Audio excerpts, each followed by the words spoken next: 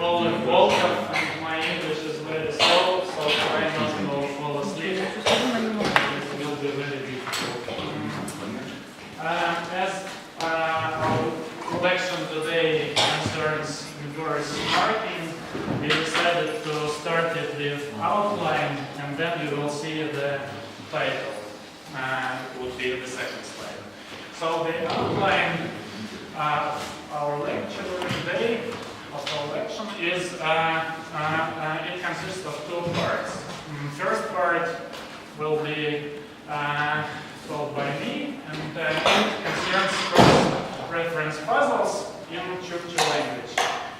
For example, we'll see structures of intransitive and transitive paradigms, and we'll think about functions of markers, which are usually called inverse.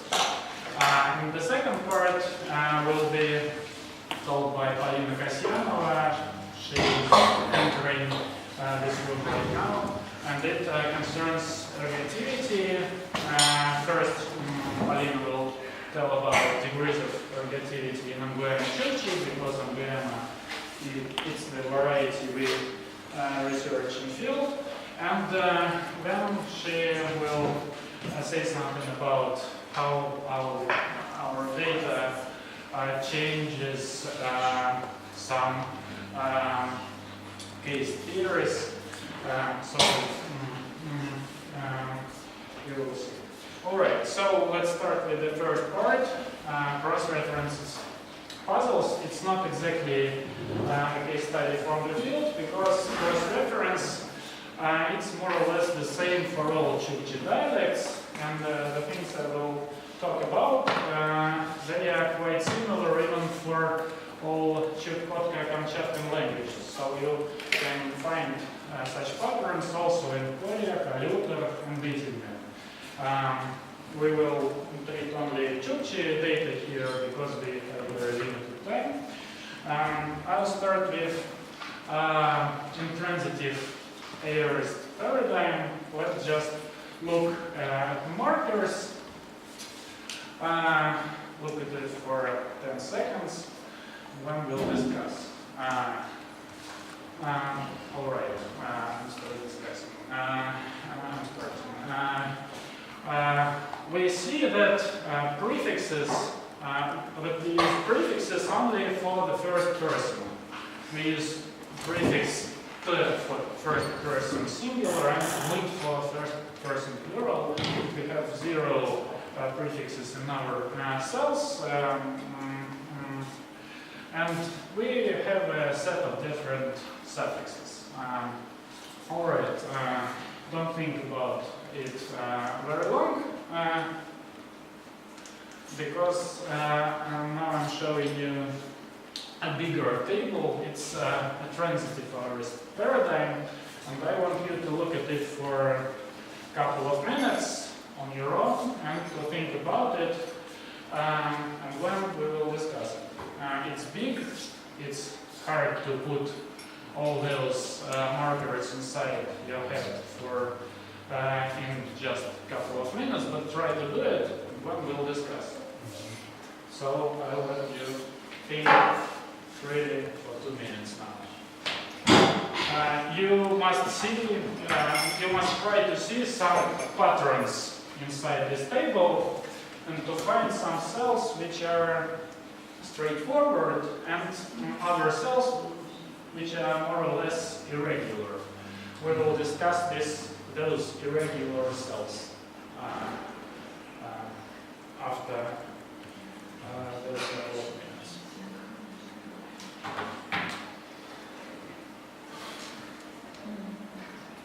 And while you're thinking, I'll give you those tables printed on the paper, because it will be very hard to remember them, and you can refer to this paper during the lecture. In this layout, I have those markers glossed for you, but the notation labels, they are some of host labels don't think that they are very typologically relevant. It's only for our field project, so you don't look at those labels, you look only on morphemes. Maybe the question out of the task, but without visiting labels. A question? Yeah. Yeah. Is it true that we could not have reflexive transitivity? Yes, that's true. That's why there are gaps. Yeah. We use special derivations to just... Yes. Yes. But is it right that you can still express reflexive meaning by using this third singular and third singular marker, for example, or the plural and third plural? I'm not sure about it. Polina knows better about it. Can we use this cell as a reflexive? I think no. He washes himself. Only if we have a binary reflexive expression. So we have two reflexive strategies. Okay, three, but let's say two. One of them would involve the synthesization of the verb, and the other one would involve an expression that basically means something like oneself's hat, which is an intensifier, the body, oneself's body, which is the intensifier plus just the word for body, and in this case we would use the translated function. All right, but I wasn't going to tell you anything about reflexives. I'm just going to tell some facts about the structure of this table. I hope that you looked at it and got something. Now I'll give some observations. At first I will speak about prefixes. You can see that as in intransitive paradigm, we have T prefix in the topmost line, first singular agent, and mit prefix in the second line, first plural agent. So, and when they have zero prefix below, but not in each cell. So more or less, those prefixes, they behave like usative cross-reference. They refer to the subject of the intransitive verb or to the agent of the transitive verb, and they are the same. But also we see that we have inner prefixes in this first column, and we don't know what to do with it. We can think that it's the first singular object, but we don't see it here. And we see ne prefix in this big zone. I will call it like a head zone, because it is like a head. Alright, so we don't understand how to close this morpheme. We didn't see it in intransitive paradigm. So we see that if we put a diagonal here in the top of this table and on the right side, prefixes are straightforward, they are like in intransitive paradigm. And below and on the left side, they are, we don't understand what to do with them, and we'll discuss it later. We have in and ne prefixes here, and that's a puzzle. Important thing before we pass to the suffixes is that in and ne prefixes have different positions. You see, it's prefixes for future paradigm, and the future marker is re. And it follows the cross-reference marker. We have tre, mutre, and so on. We also have ne-re. So ne, it behaves like a real cross-reference marker. It precedes re. But ina, it follows re. So positions of those two markers, they are different. And it will be important for us. Now we pass to suffixes. We see, for example, that we have a suffix lit in the column second singular object. So maybe suffixes, they just refer to object. They don't always, they are not always the same as in intransitive paradigm. So we are not sure whether these suffixes follows the ergative pattern or accusative pattern. It's not important for us today.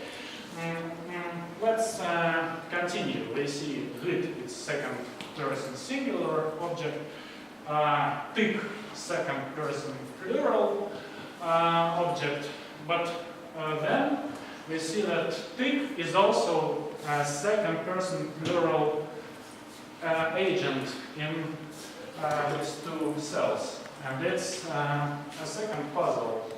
We don't understand how it works. And then we see tk here. It's a similar marker, not the same, but the similar. So more or less, second person plural subject is more or less the same for agents and patients. That's tricky. I will explain why we have tyk here in those two cells, but I don't know why we have tk here. All I can say today is that tk is different from tyk, and it's not only the phonological difference, because we have tyk and tk in the same context, but it's definite that diachronically those markers are the same, so I don't know how to explain tk in this right side. We won't think about it today. And all right, what we'll think about this left side, tyk. We see that we have n and ne. It's the same morpheme in different contexts. In third person objects, and then we have t in third person plural object. So third person object columns, they are different from first and second in the way that there we have different morphemes for person and number. It wouldn't be very important for us today, because still those morphemes, they are straightforward. We can see that they refer to different columns. So apart from this tyk thing, everything's fine for us. But again, we look at the bottom left side, and we see some strange things here. We see myk, it's first person plural suffix for object, but we don't see myk here and here. We see rim only in one cell. Rim is diachronically first person singular pronoun, in absolutive it's me, I. So it's the first person singular object here, but we don't see it here when in the cells where we have inner prefixes. So but we see e suffixes in those three cells. So to sum up, we have I'll add just one suffix, important suffix. Here we have tku suffix. We don't know what to do with it. So to sum up, we have this zone that's a little bit irregular for us if we think that prefixes are for agent and suffixes are for patient. In all other cases, we have suffixes for patient, but in those lines we don't have it as this. I forgot to tell you about this in brackets. It's a mathematical element. It appears only in a limited number of 10 suspect forms, and it's not obligatory to use this morpheme, so we wouldn't discuss it today. And I forgot to tell you about this ni suffix, which we have only in those two cells, and which is a portmanteau morpheme for an agent and patient. It's another thing I can't understand and can't explain today. So today we'll forget about this little ni and those things and brackets. We'll think about this gray zone. So have you any suggestions why this gray zone is as this? Why we have some E morpheme and thick like this? You ask a question. Yes.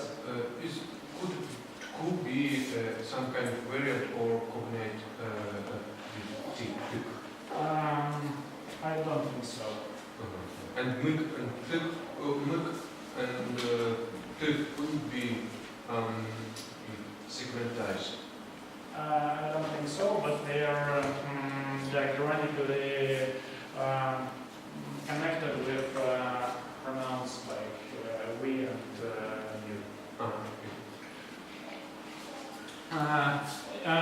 We should look upon the intransitive paradigm to understand this trick. In those lines, in and cool morphemes, they trigger the switch of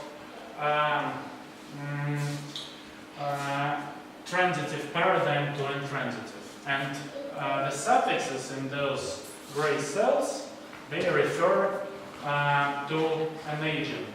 And they are similar with the intransitive suffixes. So here we have e and here we have e for second person singular agent, and it's the same morpheme we use for second person singular subject of the intransitive verb. And the same is for thick and for e here. So these morphemes, in and ku, they make the paradigm in this zone, in this gray zone, intransitive, obligatory. It's obligatory. All right. Do I have some questions now? Because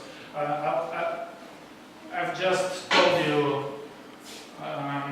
I've just introduced those morphemes to you, and now we will think about their diachronical origins and about their behavior and so on and so on. So, do you have any questions about this picture? Or we'll proceed to the next slide. All right, if you have any questions, ask away. To sum up, the structure of this transitive aorist is like this. We have a big head zone on the bottom side with ne prefix. We don't know what this prefix means. We have zone with ina here, and we see that this ina switches the paradigm to intransitive. And they have a zone with ku here, and it makes some kind of diagonal. And how did previous linguists created this picture, they thought, for example, Pommery thought that ne in this head zone below, it is an inverse marker, and it shows that the agent is lower in some person number hierarchy than the patient. For example, here the agent is third person plural and the patient is first person singular, and the agent is lower, and we have to mark it because it's not right. Our hierarchy is like this, so that we should mark it. Comey didn't think about in and who morphemes, but he said that if one would think about it, he should consider them as weak inverse morphemes, that they function more or less the same as them. Public then thought that there isn't an inverse marker in Chukchi and that this name is just a low agent agreement. Kubrick thought that in a Luther, where we can find more or less the same paradigm, in and ne prefixes behaves differently because diachronically they are different.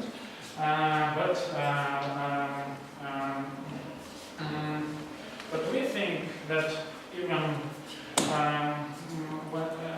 that they behave differently, but that they follow in follows a single pattern in modern language, and the single this pattern concerns one single error. Let's see it. This single pattern I'm talking about, it's exactly those the mapping of those gray lines, gray zones, in different paradigms. The important thing that we find them not only in Aorist paradigm, but in all Chukotkan paradigms. For example, this is subjunctive paradigm, and we have prefixes, not zero prefixes here, but different prefixes for different persons. Actually, this thing is treated not as a singular paradigm, but as three paradigms for three persons, like imperative, ordative, and usive. But that doesn't change the thing. We have those head line here, this headline here, with a special marker for low agent subjunctive.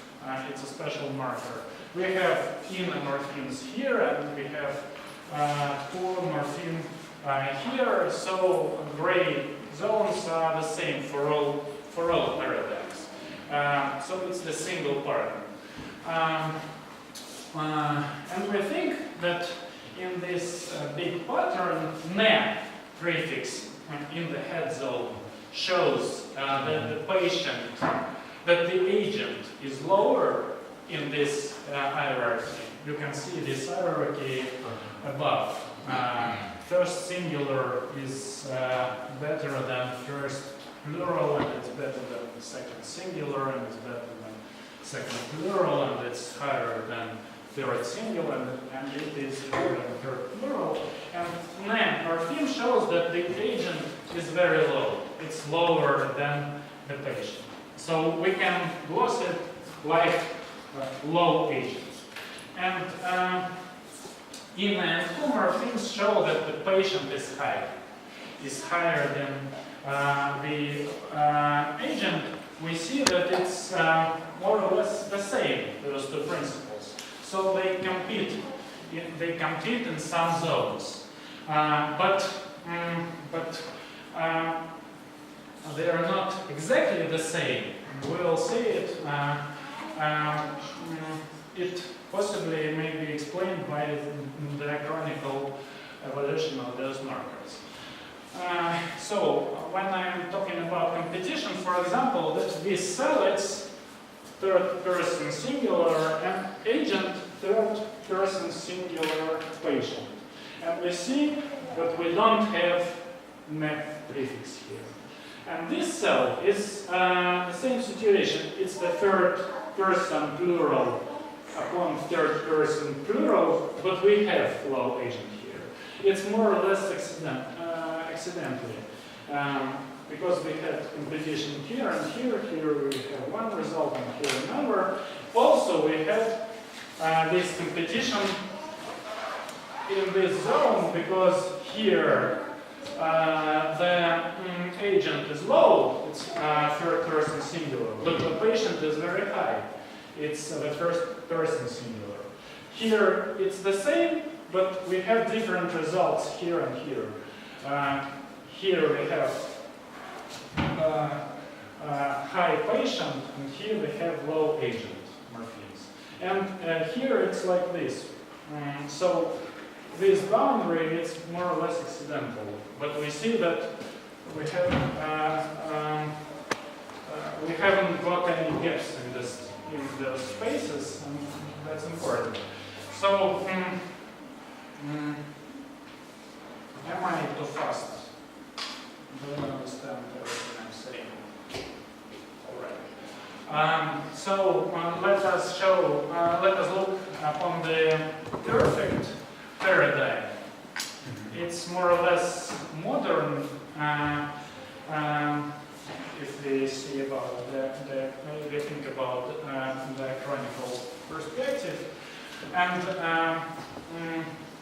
this paradigm uses special types of cross-reference markers, which comes from nominal morphology, and it makes one place predicate.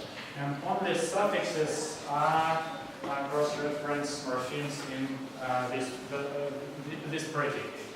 And prefixes are just perfect prefixes, they are not cross-reference. We see that we have in and who in the same places. We don't have ne in this paradigm because we can't just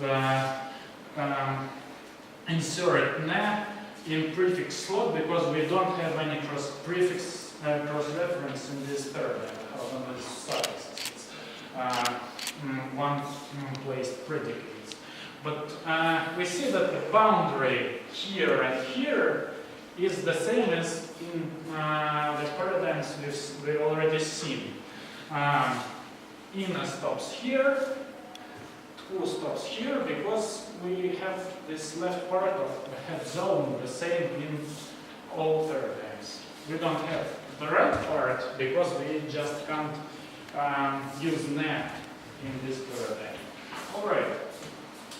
So let's now treat them differently, those morphemes, ne, inna, and who. I claim that ne comes from a thing that's called like Itermen passive. Itermen is one of Chukotko-Kamchatkan languages. We don't know exactly is it related to Chukchi or there was some social linguistics situations, some and so on. So it's not very important. What we see in Itermen, we see that n is the marker for third place, third plural agent in this language. It's prefix. But also it occurs in a special construction which is called passive in the literature, but it would be better maybe to call it impersonal. In this construction we change cases. We change case markers. In Itermen we don't have ergative alignment. We have agents and patients in nominative case. Let's call it nominative. So the A is the brothers taught me. It's a very straightforward way to say this thing. brother is in the nominative and I also is nominative. We can change the case of the brother. We can put it in locative. So it's kind of passive diathesis because we put subject from nominative case to locative. And this change, it only can appear with n prefix.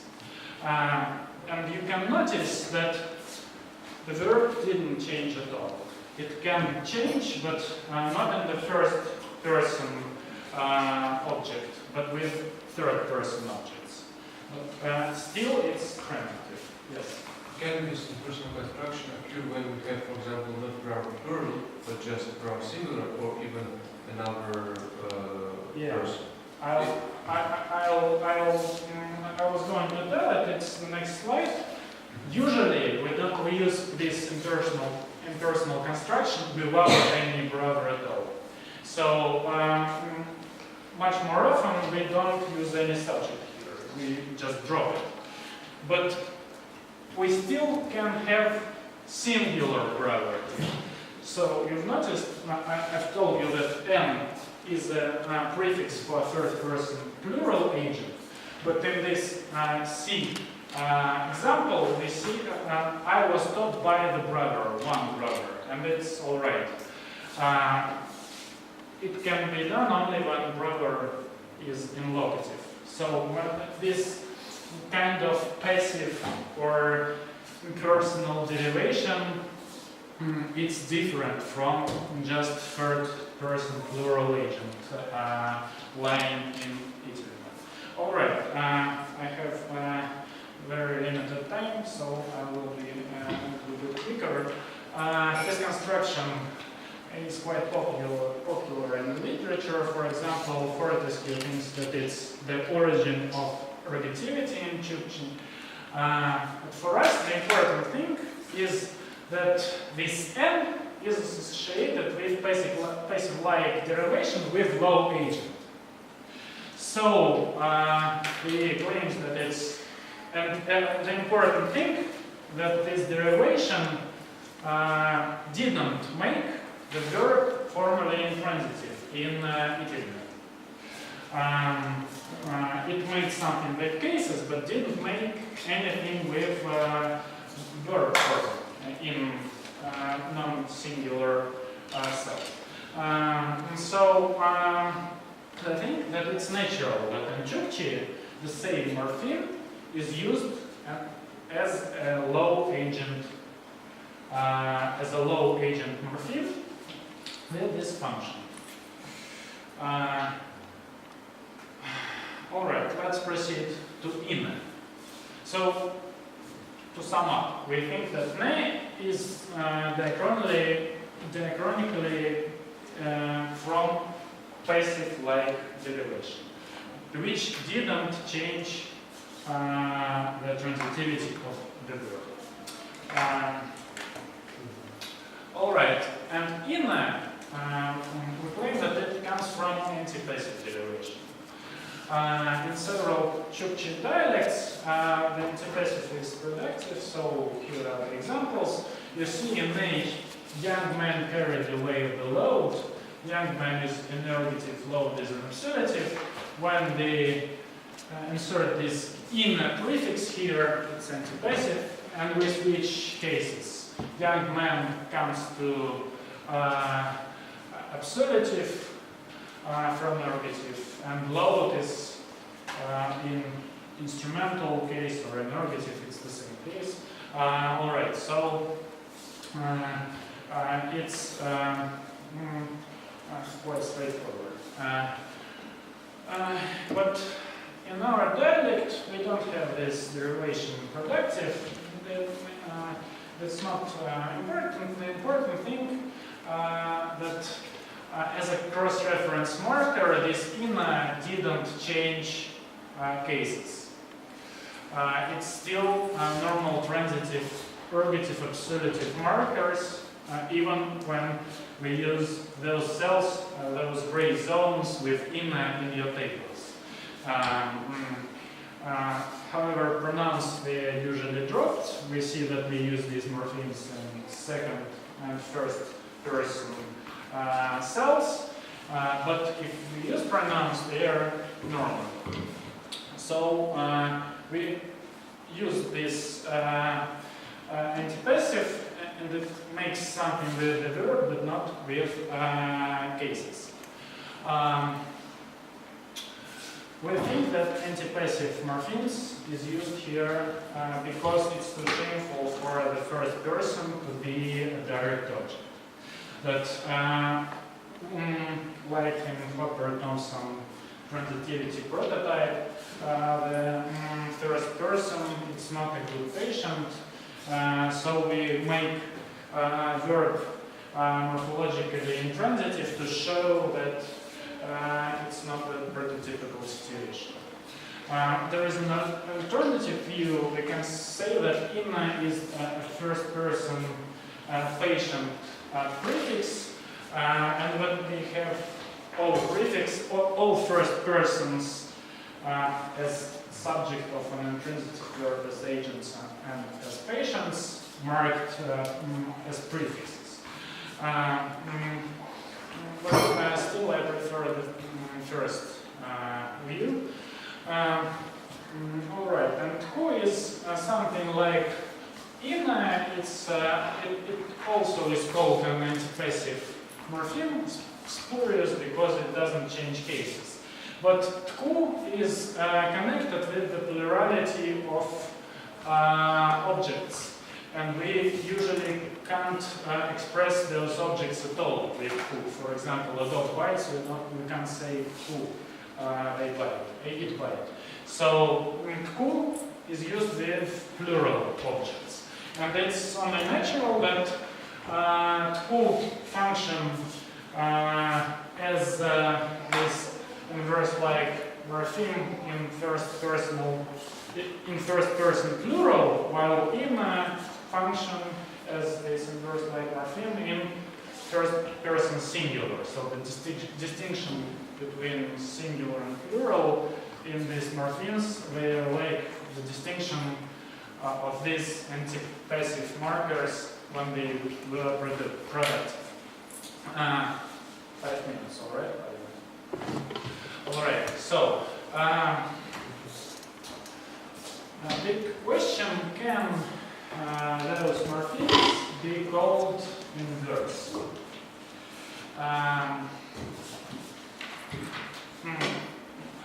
A brief sum up before we go on. Let's look upon your tables on your papers. We have this head zone. It comes from the passive, and it shows that the agent is there. And we got two gray zones in the left side. They are from the antipassive, and they shows that the patient is higher. And they make a verb intransitive to show that it's not a prototypical transitive clause.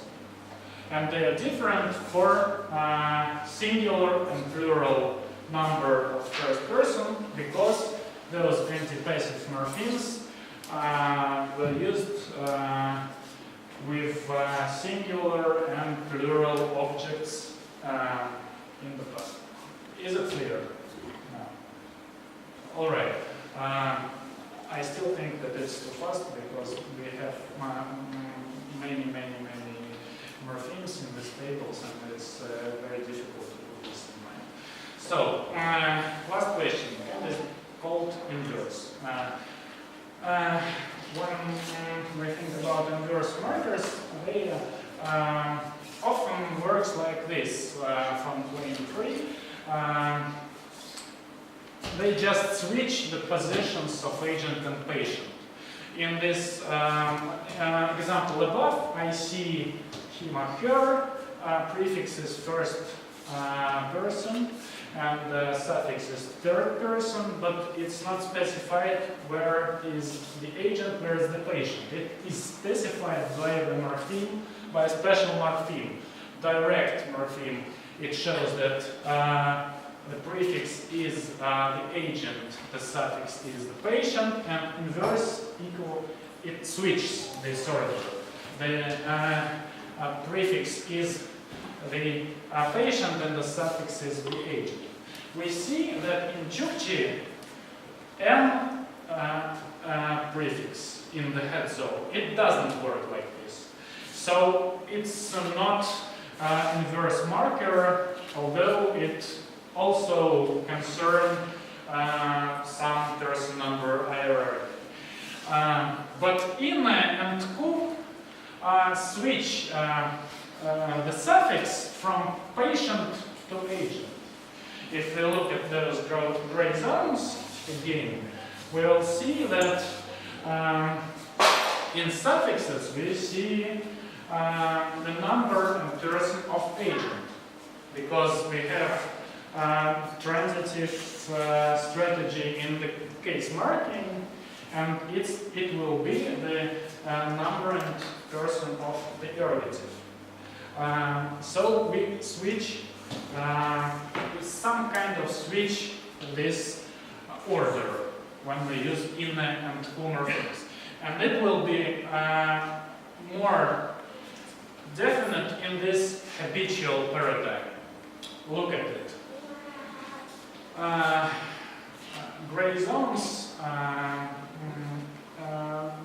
they are a little bit mixed in these paradigms, because you see, in this zone, which was straightforward in other paradigms, we also have inne. We have inne everywhere except for this head zone and for this ku zone. This habitual paradigm, it also makes a verb one place. What it also make one place predicate.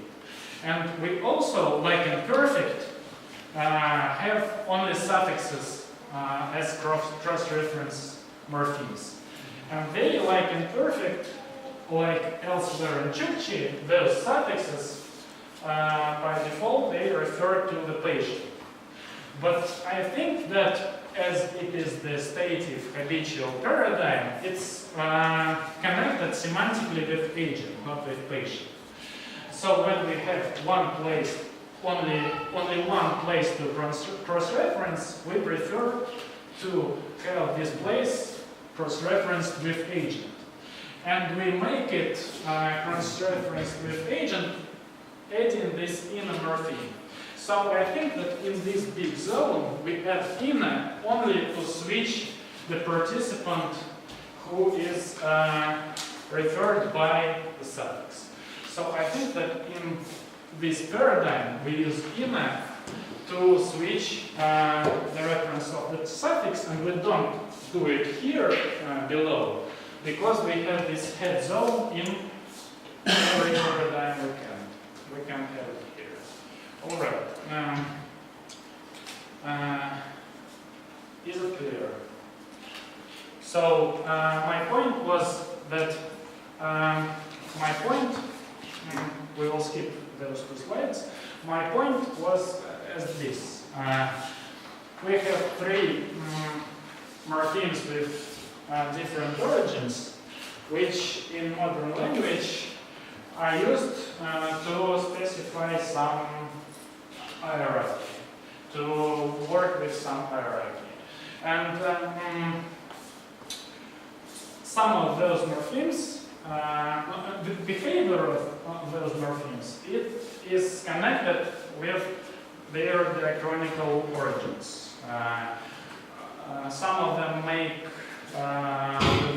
makes the verb intransitive because antipassive made it like this. Some of them doesn't do it because passive initiative was like this. But in modern language, it works as a real inverse marker because it switches the order of morphemes.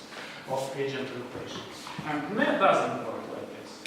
So functionally they are the same thing, but they work a little bit differently. Alright, it was very vague and fast, but I hope that it was a little bit interesting for you. So I advise you to look upon those tables when you have free time, and to concern also Titelman and Litter and Oriak tables, and just to relax and think which patterns can you see there, and so on and so on. Have you got any questions? All right. Now you will listen to Polina Kasyanova.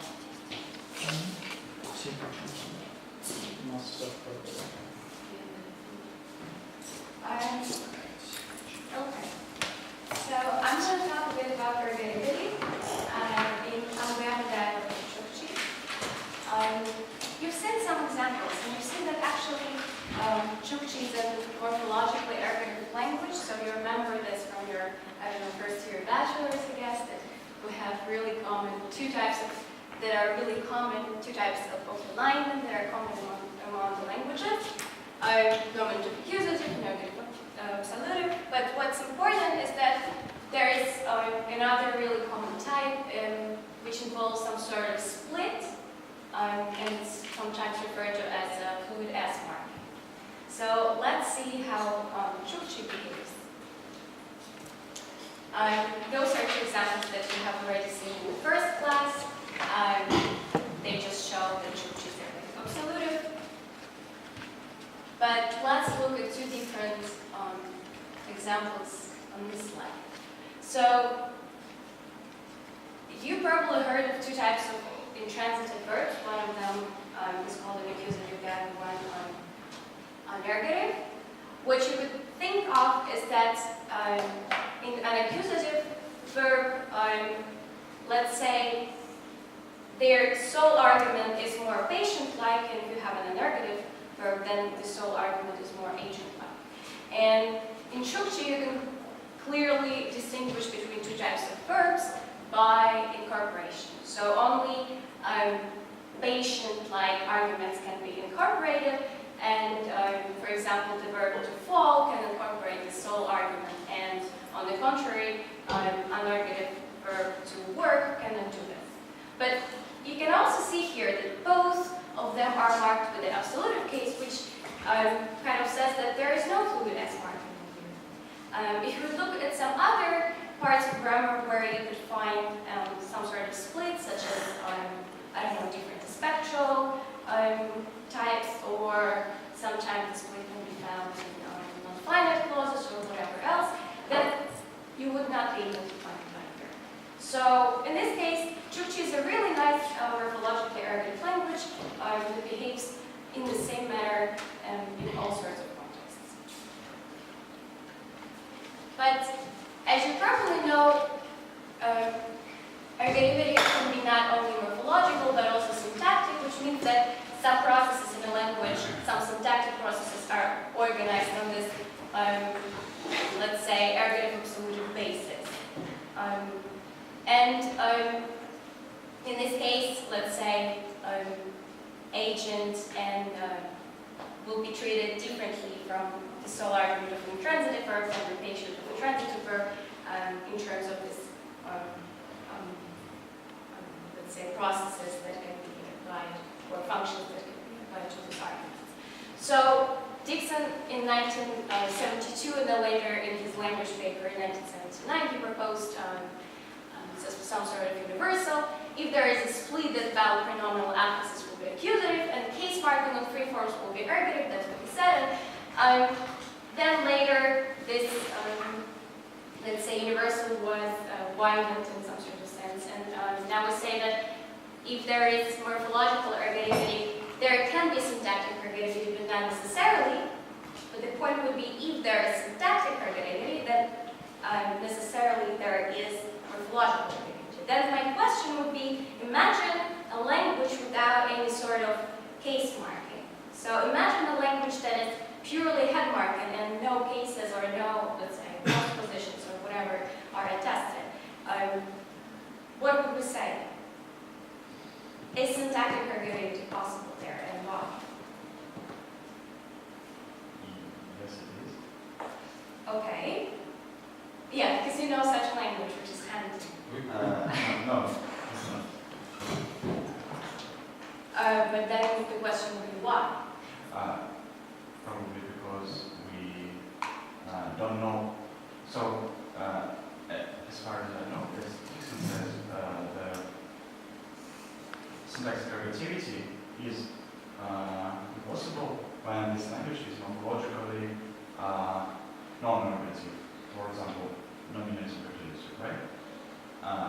But if there is no dependent marking, how do we know that this language is not ergative, even morphologically? Yeah, exactly. That would be one explanation. So we can see that there is some sort of syntactic process going on, and it's organized on this very absolute basis, but we just don't have any case marking to see whether the language is morphologically ergative. We could then say probably that there is some sort of morphology that we don't see, or we could just put it aside and say that we don't know what happens there. Yeah. So if you go to a field tree and you want to study ergativity, where would you look for ergativity? Of course, you would look at the argument encoding, such as case marking. You would look at the cross-reference or agreement, whatever you prefer. Then you could also start looking for syntactic ergativity. So we could look at the co-reference and coordinated clauses. You could look at the control and non-finite clauses, or at the process which is called a-bar extraction, which means that basically this is the term, an umbrella term for relativization and formation of constituent questions and some other things that I'm not going to discuss. But we will discuss several of these properties and a couple more, and I'll just show how Chukchi works. But first, let's look at the example from what we presented. So as you can see here, if we want to form a relative clause, then all absolutive arguments can easily be, let's say, extracted, or can leave a gap which is absolutive, or like match some sort of gap that's absolutive. So there are no problems with forming relative clauses with the in which case within the relative clause the argument would be absolutive. But for some reason, if this is a negative, which is an agent argument, then something crashes, which cannot form this sentence. But then different languages could invoke various strategies to circumvent the ban on a-bar extraction. For instance, we could use antipassivization, so we could just make an intransitive clause out of a transitive one, and then it's no longer a negative thing that we're extracting. It's now an absolutive argument, right? Or we could see, I don't know, a resumptive pronoun within the relative clause, or whatever else. But you remember that antipassivization is not productive in Chukchi. So what process can we use there instead of it? Can I ask a question? Yes. Can you please go back to the previous slide, just for a second? Yep. If we use ungood with ergative marker, would it be possible? Maybe the problem is just a case agreement. Okay. So we're going to discuss it a little later, but let me just say that here we have some sort of assumption that the relative clause is externally headed. And if the heading is external, imagine the context of lists. For example, you go to, I don't know, grocery store, right? And you, I don't know, your girlfriend asks you for several things to buy. And she would say, buy milk, apples, and then whatever. She would use nominative case to refer to those things, right? So in this case, those are just parts of, those are not sentences, those are just words and the relative clauses. Imagine your girlfriend asks, buy apples, buy milk, and also buy the man who took the car. Whatever. What would you get in an ergative language? That would be absolute case. In a nominative accusative, that would be nominative. Like the simplest form. So this is why we have an absolute case. Okay. So, my question was, what would you expect from Chukchi instead of antipassivization in Angular Chukchi? Maybe incorporation. Exactly.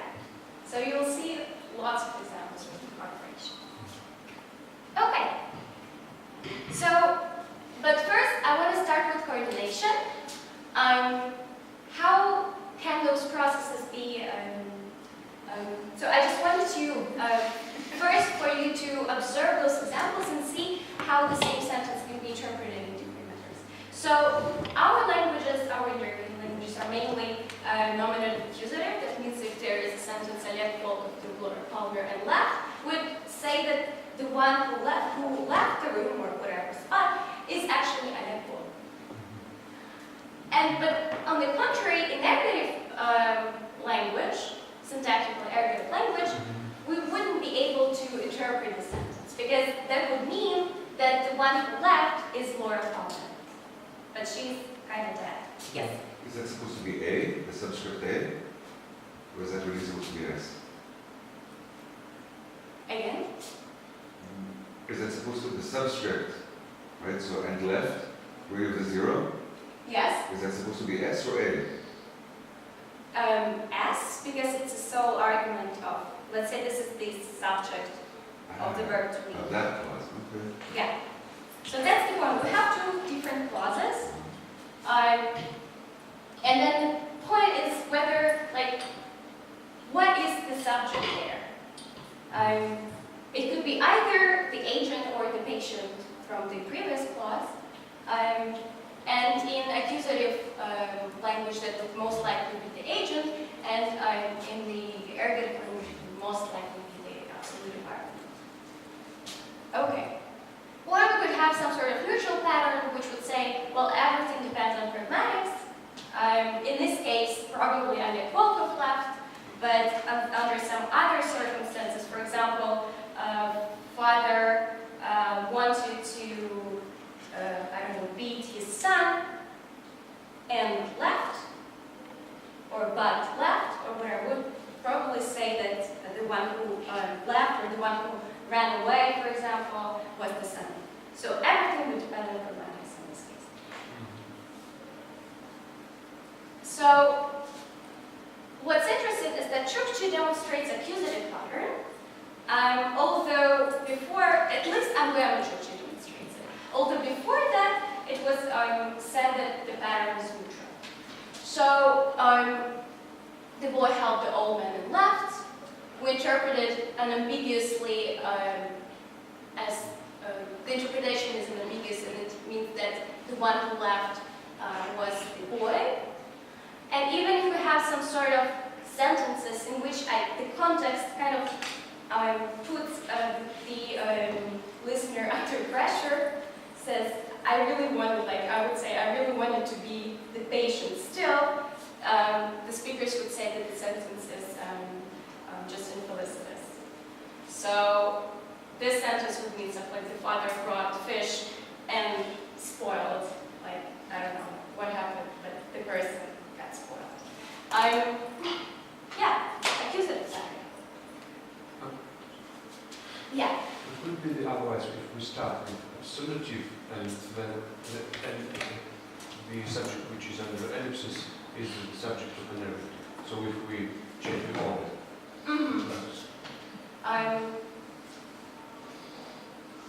I'm not sure what happens there. I have some example that I have to look at. I guess it could be both, but first of all, I'm not sure. And secondly, here the idea would be that we first introduce two options and then we see what happens.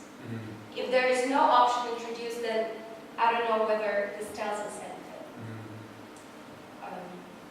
Yeah. Okay. WH question. So we would expect, like if you are into some sort of formalist, then you would say that ergative cannot undergo WH extraction with a gap or something like this. Or to put it more simple, you would probably say that we expect that constituent questions that asks about the absolutive argument would be different in terms of formation from the one that asks something about the ergative argument. And what is usually said is that the pattern is neutral. Okay.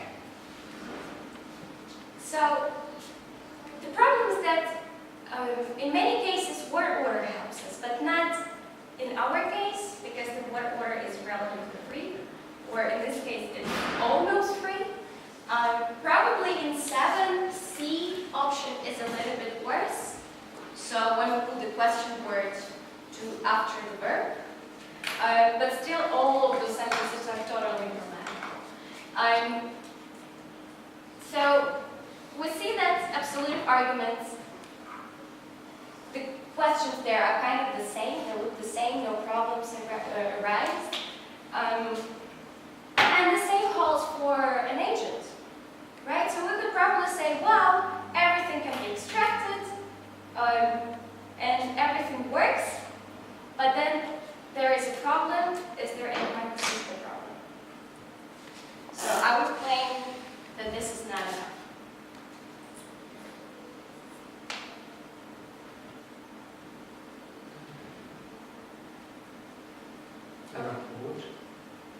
So just showing that there are all sorts of word orders and all question words can appear whatever, it just doesn't show whatever we wanted to show. It just doesn't point in any direction in terms of whether language in this part of the grammar is ergative or not. Is it free-word in general? Yes. The problem is that I said that the main point about WH questions is that the question word should somehow move to the left periphery of the sentence. And here we just cannot see it because it can appear in all sorts of positions. Yes, the left periphery is more common, but there are many examples in the corpus that the question word appears in situ, or even to somewhere that you wouldn't. So my idea here would be that there is no evidence for movement so far, because all options are there. So first, before we could say that the pattern is neutral, we would have to prove that there is some sort of movement going on. And that's what I do by providing some evidence from adjunct islands. So the point is that if something is within the adjunct island, it cannot be extracted. So if you would look at the English example, for example, what did the dog bark because it saw? It's ungrammatical, right? But you could also, but probably in English you could say, what did Mary say that John saw? The difference there in the nature of the complement, in one case it's an adjunct, in the other case it's an argument. So we know from some other languages that if their complement is kind of an adjunct, then the question word gets trapped there and cannot move. So here in Chukchi, it's the same. I provide the base sentence in A, and in B I try to make a question, so I tried to substitute the word bear to the word meaning what, and move it to the left periphery, but it just didn't work. Then I would say, okay, probably in our dialect, all question words are licensed in situ, probably there is no movement needed for that. So what I'm trying to do is that I'm trying to have the question word what in situ, just substituted there with the question word, but then the interpretation is different. Then the pronoun gets interpreted as, instead of getting interpreted as interrogative, it gets interpreted as indefinite. So the point here is that indeed in Chukchi there is some sort of movement. To mark a question we need to move either, but then this movement is obscured by like really huge scrambling possibilities. The problem is that we don't see the movement, but it's probably there because if there is an adjunct item, we cannot move. So now, as we prove movement, we kind of go back and say, okay, now we definitely see that all kinds of arguments can move, right? Is this clear? If you have any questions, you just ask them. Yeah? Yeah? Is it grammatical to interpret the example number 9c as the question? No. The only possible interpretation is written here. So it isn't grammatical. The question interpretation. The question interpretation of C is out. Okay. The only reading that's possible there is the indefinite reading. Thank you. Are there any other arguments for the fact that this complementary clause is a noun, not just question move, not just move? I wouldn't say so. Or how can just by one test understand about movement just because it couldn't move from one another? So you're saying that it could be for some sort of reason, different reasons. Right. This is a possibility. You could also try some other adjuncts or some other kinds of adjuncts. For example, I tried adverbial adjuncts, the same with hold. So there's always a possibility that there is something else that's involved. This is why you're just trying to have as many tasks as you can. Okay. So indeed, we could say that probably there's a neutral pattern, so everything can move, or let's say all kinds of questions are more or less the same. Then what I find really interesting is the control of diminutive suffixes. So in Chukchi, diminutive or also augmentative suffixes, they can attach to predicates, and you've seen it in the first lecture too. And then what Paninsky and Medyankov write is that ergativity is observed in the NP control of diminutive or augmentative suffixes attached to the verb. These are not triggered by A at all. So let's see how it works.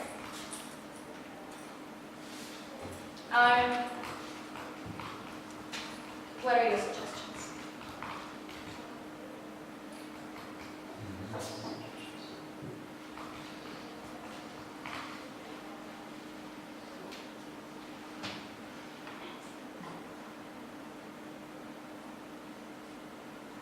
To be more precise, we should make unrelevant examples when we add some adjectives which contradict the idea of being. Yes, there are such examples. But what would you say what pattern is it? Neutral. Yes, exactly. So, kind of pragmatically, if your son is a small person in general, usually small, and you would say, I don't know, if you're a mother, that you would say that your son is really cute or nice or whatever. So then it doesn't matter whether son is the agent or the patient, still it is more likely that the sentence, the diminutive affix would refer to the son. So it's only about pragmatics here. Or for example, if the, I don't know, patient would be a cop, so something inanimate, then we would probably say that my mother is the one that's really small and cute, and not the cop, because the cop is just in a minute. So there are different options, and it all depends on semantics and phonetics. So we could say that the pattern is neutral. Now we come to the trickiest part, which is relativization. So we would expect something like the same things as in WH questions, but in many languages, relativization really shows proper ergativity, while WH questions don't.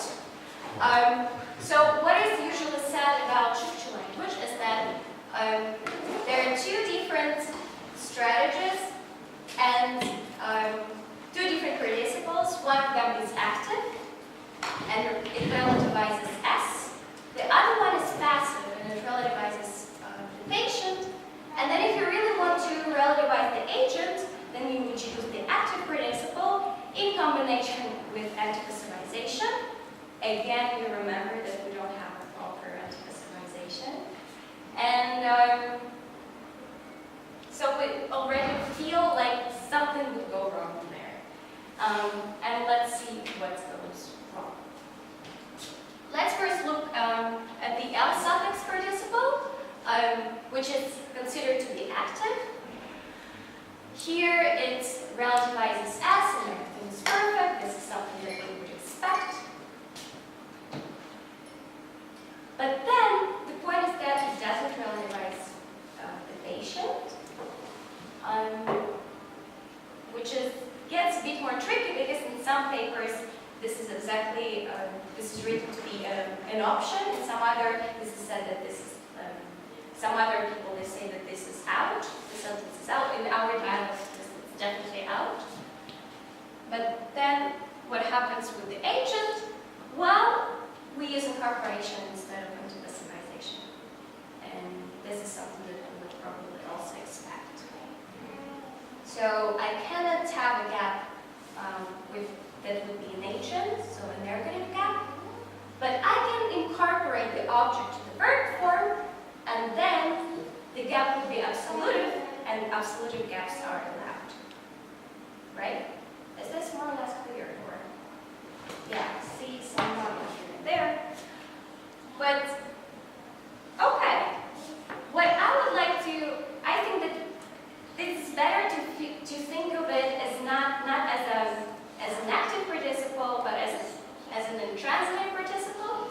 So it only relativizes S argument. If something is a P argument, then it's not an option. If something is an A argument, we first have to make it into an S argument, and then we could proceed with the relativization. But your suffix participle works differently. So indeed, with the it cannot relativize S. It can relativize the patient flag argument, but look at this. Why would you call a passive participle something that can relativize an agent? But do you see any problems with this example?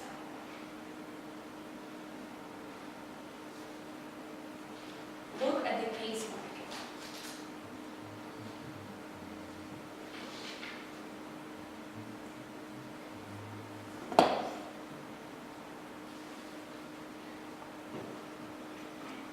The man is empty. What? The man is empty. Yes. Instead of it is any. So the problem here is that man is ergative, but both verbs are transitive, right? So river is an absolutive, and I is also an absolutive. So here we don't really know where this ergative case comes from, right? So the only option to know whether this is an externally headed or an internally headed relative clause, we should change the main verb, the matrix verb, the main verb to an intransitive verb, and then take a look at what happens.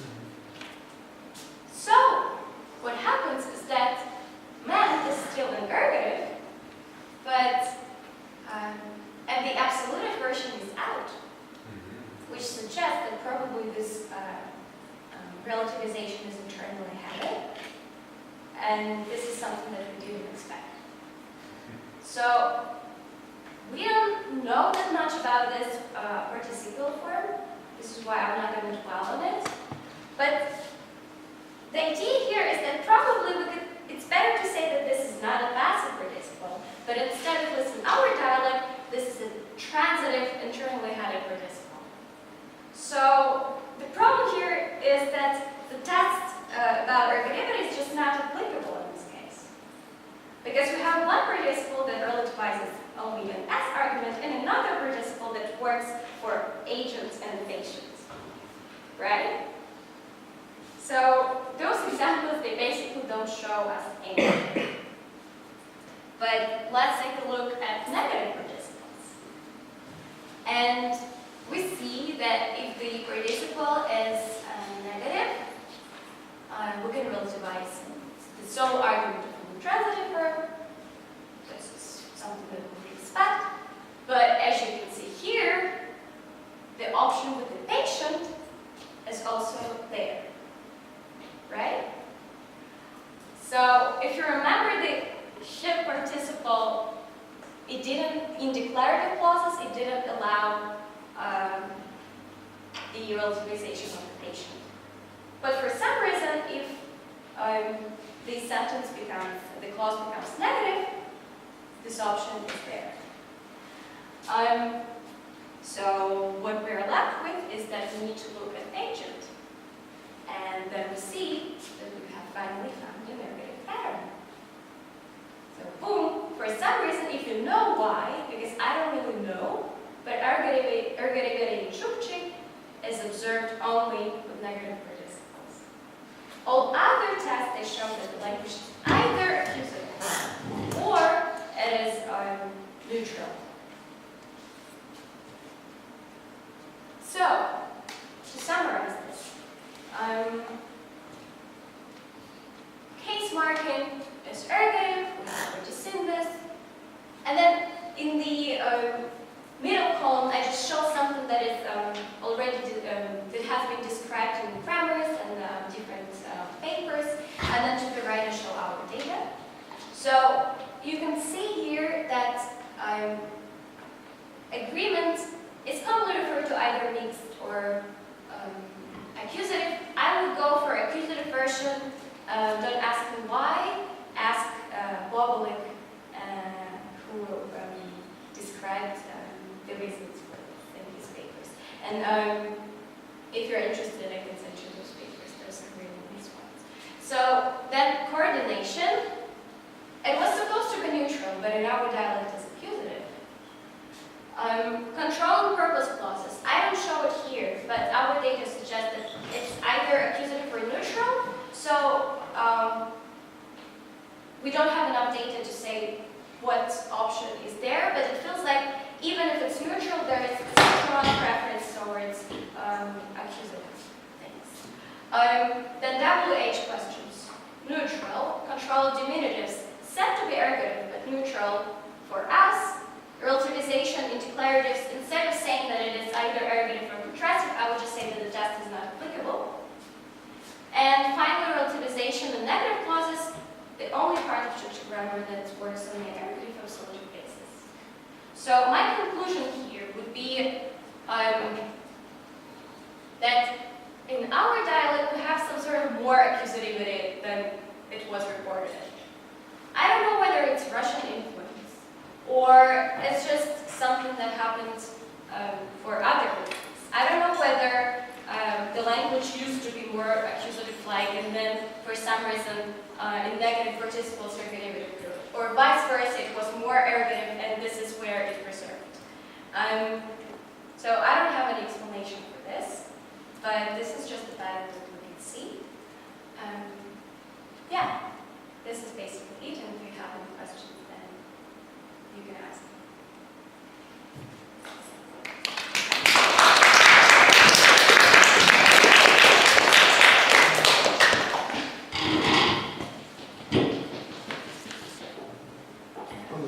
I will be the last if there are no questions. So I will wait until the.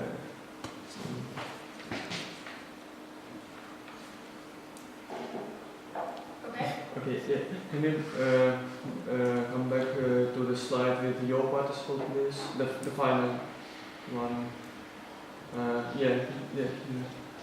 So suddenly popped into my head. So why are we sure that this form, that this participle form is transitive, that this relative clause is transitive, but not something like impersonal, and it's an instrumentally marked oblique manner, a participant? Because in this possibility, That's what I've been discussing with North-Eastern too for quite a long time. I'm not sure about this, but the problem is that in most of the cases, this is not the only example. In most of the cases, this interpretation would be just hard to get. But I wouldn't say that this one is totally impossible. I'm just not sure. The problem is that he sent me several more examples. That was exactly my question. He sent me several more examples of this. And then what I was thinking about is that I was trying to interpret them exactly in the way you said. In some cases, it was really easy. In some other cases, it was just not. I don't know. There could be an option. We just don't have enough data to say exactly what this is. I see. And considering the fact that ergative in its instrumental function and in its pure ergative function, they behave so far in the same manner, I'm not sure whether we will be able to say anything about this. Okay. Come tomorrow, you'll find some very interesting facts about Chukchi incorporation that you've never really dreamed of.